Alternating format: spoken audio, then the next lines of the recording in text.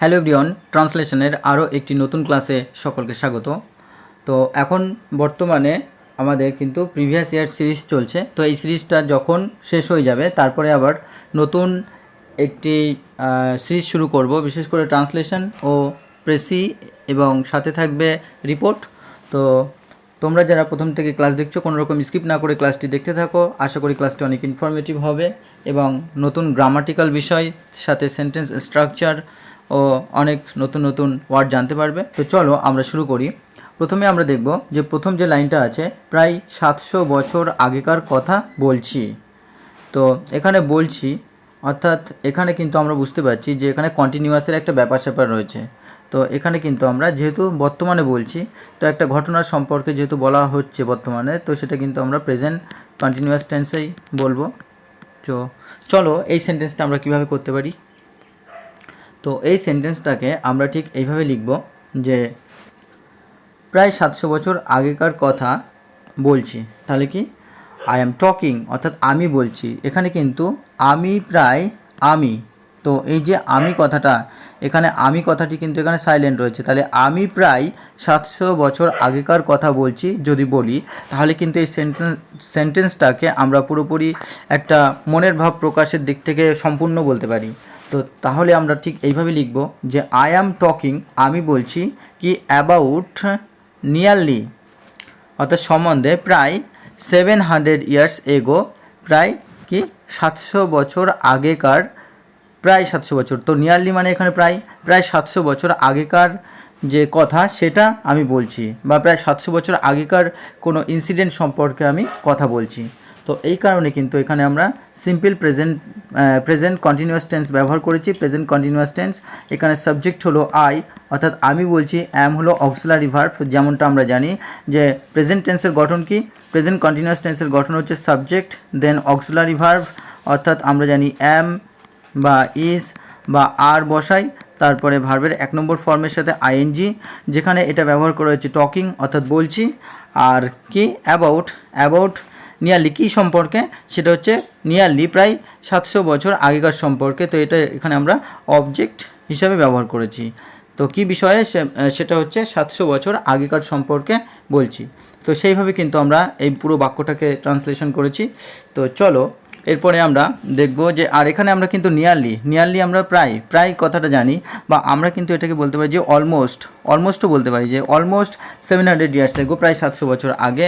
বা এটাকে আমরা বলতে পারি কি অ্যারাউন্ড, অর্থাৎ যখন অনুমান করা বোঝায় তখন অলমোস্ট, অ্যারাউন্ড বা নিয়ারলি, এই কথাগুলি কিন্তু আমরা ব্যবহার করি। আর যেহেতু সম্বন্ধে বলা হচ্ছে, তো সেই কারণে কিন্তু আমরা অ্যাবাউট কথাটা ব্যবহার করেছি। তো চলো আমরা পরের বাক্যটি দেখি। পরের বাক্যটি আছে যে দক্ষিণ ইউরোপে ইতালি তখন খুব সমৃদ্ধশালী। তো দক্ষিণ ইউরোপে ইতালি তখন খুব সমৃদ্ধশালী দেশ ছিল। তো এইরকম যদি আমরা লিখি তাহলে কিন্তু আমরা বাক্যটিকে সম্পূর্ণ বলতে পারি, বা আমাদের কাছে কিন্তু যে সেন্স, বাক্যের যে মুড, সেটা কিন্তু ক্লিয়ার হচ্ছে। তো আমরা এইভাবেই লিখব। তাহলে চলো কীভাবে লিখতে পারি দেখি। তো আমরা বাক্যটিকে ঠিক এইভাবেই করব যে দক্ষিণ ইউরোপে, তো এখানে আমাদের সাবজেক্ট কোনটা, ইতালি। তো কী ছিল, ইটালি ছিল। তো ইটালিটা আর কিন্তু আমাদের এখানে সাবজেক্ট হবে। তো এখানে আমরা লিখব ইটালি ছিল ভেরি ওয়েলদি হচ্ছে এখানে খুব সমৃদ্ধশালী। তো এই যে ভেরি ওয়েলদি, খুব সমৃদ্ধশালী ছিল। তো এখানে ইটালি কিন্তু সাবজেক্ট, আর ওয়াজ হচ্ছে কি, আমরা জানি পাস্ট টেন্সের যখন কোনো কন্ডিশনাল সেন্টেন্স বোঝাই, তো সেই ক্ষেত্রে কিন্তু আমরা কন্ডিশনাল সেন্টেন্স বোঝাই, তখন কিন্তু আমরা ওয়াজ বা ওয়ার দিয়ে শুরু করি।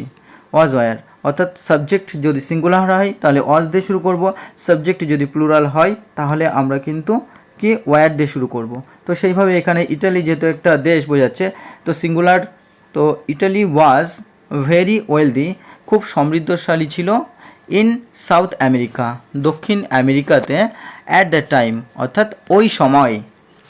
তো আমি কিন্তু ভেঙেই তোমাদেরকে বুঝিয়ে দিচ্ছি যে কিভাবে করা হচ্ছে পুরো সমগ্র সেন্টেন্সটা ট্রান্সলেশন। আর এখানে ওয়েলদি, তো আমরা ভেরি ওয়েলদির জায়গায় কিন্তু আমরা বলতে পারি যে ভেরি অ্যাফ্লুয়েন্ট, অর্থাৎ খুব সমৃদ্ধশালী ছিল বা প্রাচুর্যপূর্ণ ছিল। বা আমরা বলতে পারি ভেরি প্রসপারাস, বা আমরা বলতে পারি যে কি ভেরি অপুলেন্ট, অর্থাৎ খুব সমৃদ্ধশালী। তো আমরা এইভাবে ডিফারেন্ট সেন্টেন্স কিন্তু তৈরি করতে পারি এই সেন্টেন্সের।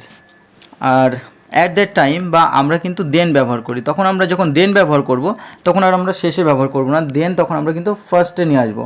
তখন আমরা এইভাবে বলবো যে then it was then Italy was very wealthy in South America, অর্থাৎ সাউথ আমেরিকা থেকে তখন ইটালি ছিল খুব একটা সমৃদ্ধশালী দেশ।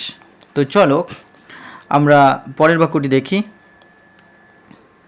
পরের বাক্যটি আছে যে ভেনিস আর জেনোয়া ছিল ইতালির দুই পরাক্রান্ত নগররাষ্ট্র। তো এখানে কিন্তু পরাক্রান্ত নগররাষ্ট্র বলতে এখানে খুব শক্তিশালী বা পাওয়ারফুল দেশ ছিল তারা, শক্তিশালী অর্থাৎ খুব শক্তিশালী বা খুব ক্ষমতাশালীও বলতে পারি আমরা, শক্তিশালী বা আমরা বলতে পারি ক্ষমতাশালী দেশ ছিল। তো চলো দেখি এই বাক্যটাকে কীভাবে ট্রান্সলেট করা যায়। তো আমরা ঠিক এইভাবে লিখব বাক্যটাকে যে ভেনিস আর জেনোয়া, তো এটা হচ্ছে কিন্তু এখানে সাবজেক্ট, তাহলে ভেনিস ও আর জেনোয়া ছিল ইতালির। তো এখানে আমরা লিখব যে ভেনিস অ্যান্ড জেনোয়া, ভেনিস এবং জেনোয়া বা ভেনিস ও জেনোয়া ওয়্যার ছিল।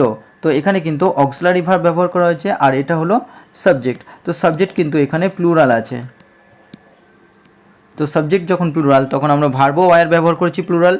আর কি টু ইনফ্লুয়েন্সিয়াল, অর্থাৎ দুটো ক্ষমতাশালী বা প্রভাবশালী, দুটি প্রভাবশালী কি সিটি স্টেটস অর্থাৎ নগর রাষ্ট্র। তো ইনফ্লুয়েন্সিয়াল অর্থাৎ প্রভাবশালী বা আমরা এটাকে লিখতে পারি মাইটি, অর্থাৎ খুব ক্ষমতাশালী, মাইটি টু মাইটি সিটি স্টেটস, অথবা আমরা বলতে পারি টু পাওয়ারফুল কি সিটি স্টেটস, অথবা আমরা বলতে পারি টু পোটেন্ট, অর্থাৎ দুটো ক্ষমতাশালী দেশ। তো এইভাবে কিন্তু আমরা নগর রাষ্ট্র, তো এইভাবে কিন্তু আমরা লিখব। চলো দেখি পরের বাক্যটি। পরের বাক্যটি আছে এরা পরস্পরের প্রতিদ্বন্দ্বী। তো এরা ছিল পরস্পরের প্রতিদ্বন্দ্বী, এইভাবে কিন্তু সেন্টেন্স তৈরি করতে হবে। তো ছিল কথাটাও কিন্তু এখানে সাইলেন্ট, তো সেই কারণে আমরা যখন ছিল কথাটি লিখব তখন কিন্তু বাক্যটা পরিপূর্ণ হবে। তো বেশিরভাগ ক্ষেত্রে আমরা জানি যে বাংলায় কি হয়, বাংলায় কিন্তু যে ভার্ব সেটা কিন্তু ভার্ব কিন্তু বেশিরভাগ ক্ষেত্রে আমরা সাইলেন্ট দেখতে পাই, কিন্তু ইংলিশের ক্ষেত্রে কিন্তু সেটা হবে না, কারণ ভার্ব ছাড়া সেন্টেন্স প্রায় হয়ই না, সেটা অক্সিলারি ভার্ব হোক বা মেন ভার্ব হোক। তাহলে কিভাবে আমরা সেন্টেন্সটাকে তৈরি করব, আর তোমরা কিন্তু ট্রান্সলেশনের যে সমস্ত এক্সট্রা ওয়ার্ড দেওয়া হচ্ছে সেগুলো লিখে নেবে, সঙ্গে সঙ্গে গ্রামাটিক্যাল যে সমস্ত রুলস বা যে সমস্ত বিষয়গুলি বলা হচ্ছে সেগুলো খুব সুন্দরভাবে তোমরা খাতায় নোট ডাউন করে নেবে। এতে কি হবে, এতে তোমাদের কিন্তু ট্রান্সলেশনের দক্ষতা বাড়ার পাশাপাশি তোমাদের কিন্তু ইংলিশের প্রতি একটা খুব খুব দক্ষতা চলে আসবে এবং নিজেরা বুঝতে পারবে যে কতটা ইমপ্রুভ হয়েছে ইংলিশ তোমাদের। তো চলো এই বাক্যটিকে কীভাবে করতে পারি দেখি। তো এই বাক্যটা ঠিক এইভাবে হবে, এরা ছিল বা তারা ছিল, তাহলে কি দে ওয়্যার, অর্থাৎ তারা ছিল এখানে সাবজেক্ট এবং এখানে অক্সিলারি ভার্ব ওয়্যার ব্যবহার করেছি কারণ সাবজেক্ট কি এখানে প্লুরাল। তো তারা ছিল, যেহেতু তোমরা কয়েকজন রিকোয়েস্ট করেছিলে যে স্যার ভেঙে ভেঙে দেখাবেন কোনটা কি, তো সেইভাবে আমি দেখাচ্ছি যে তারা ছিল কি অপোনেন্টস, অর্থাৎ প্রতিদ্বন্দ্বী, তারা ছিল কি প্রতিদ্বন্দ্বী কি অফ ইচ আদার, একে অপরের, তারা ছিল পরস্পরের বা একে অপরের প্রতিদ্বন্দ্বী। তাহলে আমরা কি বলবো, they were opponents of each other, অথবা আমরা বলতে পারি যে they were competitors of each other, তারা ছিল একে অপরের প্রতিদ্বন্দ্বী, বা দে ওয়্যার রাইভালস, তারা ছিল একে অপরের শত্রু, ঠিক শত্রু নয় তাও শত্রু মনোভাবাপন্ন, শত্রুর মতোই আর কি। বা আমরা বলতে পারি দে ওয়্যার কি অপোজিশনও বলতে পারি, they were oppositions of each other, অর্থাৎ তারা একে অপরের বিরোধী ছিল। তো এইভাবে কিন্তু আমরা লিখতে পারি। তো তোমরা এগুলো লিখে নেবে এক্সট্রা সমস্ত ওয়ার্ড। চলো পরের বাক্যটি দেখি। পরের বাক্যটি প্রথমে নিজেরা একটু ট্রাই করবে, যখন পারবে না বা নিজেরা যেটা লিখবে সেটার সাথে আমি যেটা করালাম সেটা তোমরা একটু মিলিয়ে নেবে।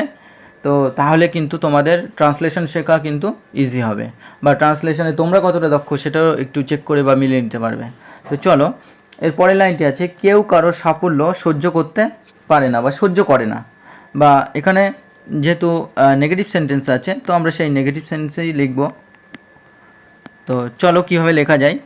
এখানে বাক্যটিকে ঠিক আমরা এইভাবে লিখতে পারি যে কেউ কারো সাফল্য সহ্য করে না। তো কেউ কারো বলতে কি, এখানে যখন আমরা দুজনকে বোঝাই অর্থাৎ টু বা দুজনকে বোঝাই অর্থাৎ দুয়ের মধ্যে কেউই না, দুয়ের মধ্যে কেউই না, তখন কিন্তু আমরা নাইদার কথাটা ব্যবহার করি। তাহলে আমরা কি বলবো, যে নাইদার কথাটা ব্যবহার করি যখন দুয়ের মধ্যে কেউ না। তো নাইদার এন্ডিওর্ড অর্থাৎ সহ্য করতো না the prosperity of the other, অর্থাৎ অন্যের অর্থাৎ দুটো প্রতিপক্ষ ছিল, একে অপরের বা যে কোনো একজন আরেকজনের যে সাফল্য সেটাকে সহ্য করে না বা করতো না। তাহলে কি লিখব, নাইদার এন্ডিওর্ড অর্থাৎ কেউ সহ্য করতো না। এখানে কিন্তু সাবজেক্ট নাইদার অর্থাৎ কেউ না, একজনকেই কিন্তু বোঝাচ্ছে। তো নাইদার এন্ডিওর্ড এটা হচ্ছে V2। তো নাইদার এন্ডিওর্ড সহ্য করতো না দ্য প্রসপারিটি, কি প্রসপারিটি হচ্ছে এখানে সফলতা বা উন্নতি, অফ আদার অর্থাৎ অপরের। তো এন্ডিওর্ড অর্থাৎ সহ্য করা, তো এটাকে কিন্তু আমরা লিখতে পারি যে টলারেটেড, কি টলারেটেড অর্থাৎ সহ্য করতো না, টলারেটেড সহ্য করতো না। বা আমরা বলতে পারি যে কি বোর উইথ, বিয়ার উইথ হচ্ছে সহ্য করা, আর তার সেকেন্ড ফর্ম হচ্ছে বোর উইথ অর্থাৎ সহ্য করতো না। তো আমরা এখানে এন্ডিওর্ড বলতে পারি, টলারেটেড বলতে পারি, বোর উইথ বলতে পারি, সহ্য করতো না। বা এখানে আমরা আর কয়েকটা ওয়ার্ড দেখব, যেমন আমরা নেদারকে কিন্তু আমরা নানও লিখতে পারি, নান অর্থাৎ কেউই না। নান বলতে দুজনের মধ্যে যখন কেউই না তখন কিন্তু নান কথাটা ব্যবহার করা হয়। বা নট এনি বা কেউই না, তাহলে এখানে নাইদার, নান বা নট এনি এরকম ব্যবহার করা যেতে পারে। আর প্রসপারিটিকে আমরা বলতে পারি কি সাকসেস অর্থাৎ সফলতা বা সাফল্য। বা আমরা বলতে পারি কি অ্যাটেনমেন্ট,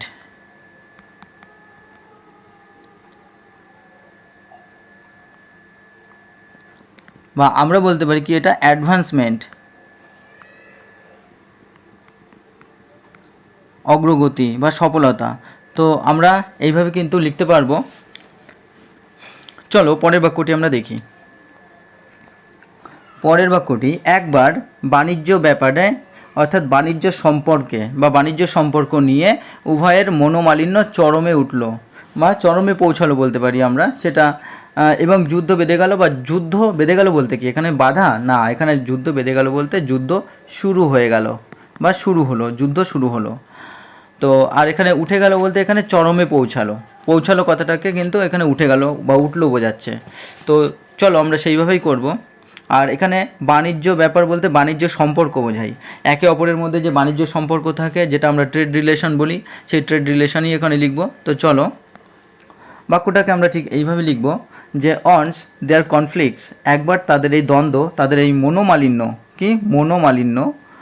বা কি মনোমালিন্য বা তাদের এই যে দ্বন্দ্ব সেটা কি হলো, তাহলে দেয়ার কারণ ওই দুটো দেশকে বোঝাচ্ছে, এই কারণে দেয়ার ব্যবহার করা হয়েছে। অনস দেয়ার কনফ্লিক্টস, ওই দুটো দেশের যে দ্বন্দ্ব, ওভার ট্রেড রিলেশনস অর্থাৎ বাণিজ্যিক কি সম্পর্কের ওপর, বাণিজ্যিক যে সম্পর্ক, সেই বাণিজ্যিক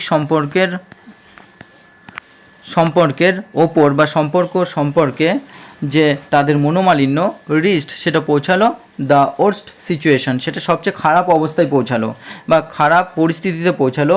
অ্যান্ড দ্য ব্যাটেল স্টার্টেড, এবং কি যুদ্ধ শুরু হয়ে গেল।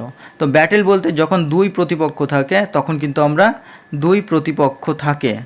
কিন্তু আমরা ব্যাটেল ব্যবহার করি। আর অর কখন ব্যবহার করি, যখন একাধিক প্রতিপক্ষ থাকে তখন কিন্তু আমরা অর ব্যবহার করি। তো এই কারণে এখানে যেহেতু দুটো দেশের কথা বলা হচ্ছে ওই জন্য ব্যাটেল ব্যবহার করা হয়েছে।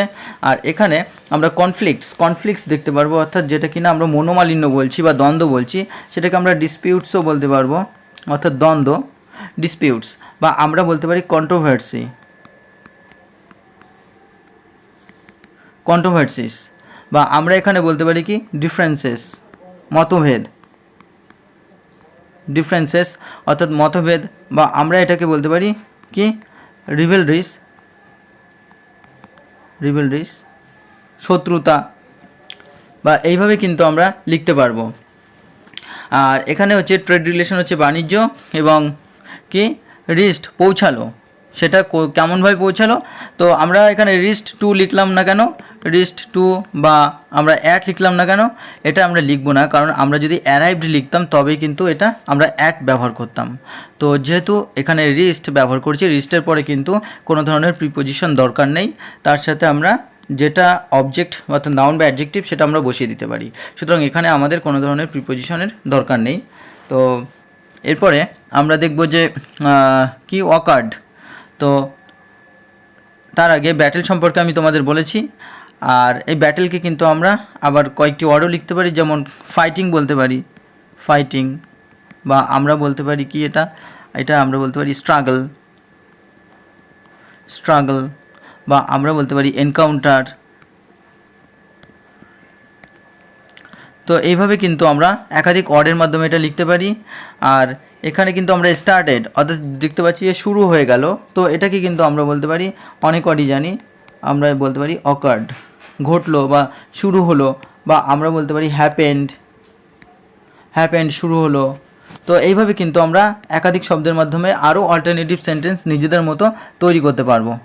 তো চলো আমরা পরের বাক্যটি দেখি।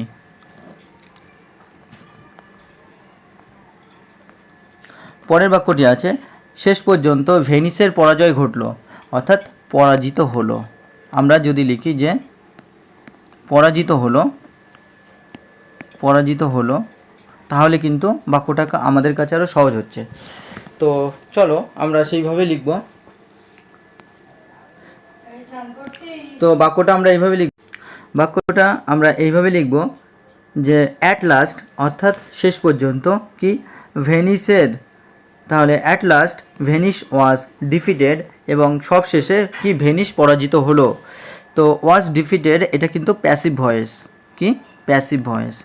তো এখানে কিন্তু বাই কি at last Venice was defeated by Genoa. তো এখানে জেনোয়ার দরকার নেই, যেহেতু সেন্টেন্সটা আমাদের এইভাবে বলেছে, তো আমরা সেভাবে লিখেছি at last Venice was defeated. বা আমরা বলতে পারি যে কি, আমরা বলতে পারি যে ইন দ্য এন্ড অর্থাৎ সব শেষে, কি ইন দ্য এন্ড সব শেষে, তাহলে সব শেষে কি ভেনিস ওয়াজ ডিফিটেড। বা আমরা বলতে পারি অ্যাট লাস্ট ভেনিস কিন্তু লস্টও লিখতে পারি, অ্যাট লাস্ট ভেনিস লস্ট, অর্থাৎ সব শেষে ভেনিস পরাজিত হলো বা ভেনিসের পরাজয় ঘটলো। বা in the end Venice lost হেরে গেল। তো এইভাবে কিন্তু আমরা দুরকমভাবে কিন্তু আমরা সেন্টেন্স তৈরি করতে পারি। তো যেটা সুবিধা হবে সেইভাবে লিখবে। বা আমরা বলতে পারি ফাইনালি, কি ফাইনালি ভেনিস লস্ট, অর্থাৎ সবশেষে ভেনিস পরাজয় স্বীকার করলো বা পরাজিত হলো বা পরাজয় ঘটলো বা হেরে গেল, এইভাবে আমরা লিখতে পারি। তো চলো আমরা পরের বাক্যটি দেখি।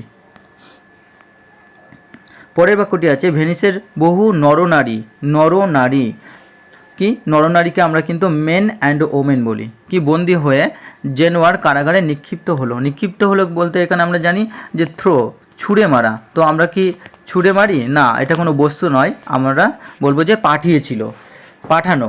তো কি বন্দি করে পাঠানো কারাগারে, আমরা কখনোই বলবো না তাদেরকে ছুঁড়ে মেরেছিল বা নিক্ষিপ্ত করেছিল। তো চলো আমরা দেখি বাক্যটি কীভাবে লিখতে পারি। আমরা ঠিক এইভাবে লিখব যে মেনি মেন অ্যান্ড ওমেন, অর্থাৎ বহু নরনারী, এখানে সাবজেক্ট হচ্ছে মেন অ্যান্ড ওমেন, অর্থাৎ বহু নরনারী কি অফ ভেনিস, এই পুরোটা হলো এখানে subject. Many men and women of Venice, অর্থাৎ ভেনিসের বহু নরনারী কি এখানে অক্সিলারি ভার্ব, এটা ওয়্যার সেন্ট পাঠানো হয়েছিল। তো এটা কিন্তু প্যাসিভ ভয়েসে আছে, তাদেরকে পাঠানো হয়েছিল, প্যাসিভ ভয়েস। তো many men and women of Venice were sent, পাঠানো হয়েছিল to the jail of Genoa, জেনোয়ার জেলে পাঠানো হয়েছিল অ্যাজ প্রিজনার্স, তাদের বন্দি হিসাবে, তাদের কয়েদি হিসাবে, তাদের আসামি হিসাবে, আমরা যেইভাবে বলবো সেইভাবে হবে। তো এখানে যেহেতু তাদের বন্দি আছে, বন্দিটাই বলবো। আর এখানে মেন অ্যান্ড ওমেন হচ্ছে নরনারীকে একসাথে কিন্তু বোঝানো হয়েছে। আর এখানে জেল, জেল কিন্তু আমরা দুরকমভাবে লিখি, যেমন GAOL লিখি, আবার কিন্তু JAIL লিখি, দুরকমভাবে লিখতে পারি। বা এটাকে আমরা প্রিজনও বলতে পারি, প্রিজন, প্রিজনে পাঠানো হলো অর্থাৎ জেলে পাঠানো হলো। তো এইভাবে কিন্তু আমরা লিখব। আর এখানে আমরা যেমন প্রিজনার্স মানে তাদেরকে বন্দি হিসাবে পাঠানো হলো, বা তাদেরকে আমরা বলতে পারি যে অ্যাজ কি ক্যাপটিভস, অ্যাজ ক্যাপটিভস অর্থাৎ বন্দি হিসাবে, বা অ্যাজ প্রিজনার্স বন্দি হিসাবে পাঠানো হলো। তো এইভাবে কিন্তু আমরা লিখব। তো আশা করি তোমাদের ক্লাসটি ভালো লেগেছে। তো যারা প্রথম তারা অবশ্যই সাবস্ক্রাইব করে পাশে থাকা বেল আইকনটি প্রেস করে রেখো, এবং যারা প্রতিনিয়ত ক্লাস দেখো তাদের অসংখ্য ধন্যবাদ। তোমরা এভাবে লাইক কমেন্ট শেয়ার করতে থাকো এবং চ্যানেলের পাশে থাকো। আশা করি তোমাদের আপ টু এক্সাম পর্যন্ত যতটা পারি হেল্প করতে পারবো এবং তোমাদের পার্ট 2 কোয়ালিফাইকে ত্বরান্বিত করব। তো ধন্যবাদ। এইভাবে আরও ভালো ভালো বিশেষ করে ভেরি ভেরি ইম্পর্ট্যান্ট ক্লাস পাওয়ার জন্য সাথে থেকো। আজ এই পর্যন্তই।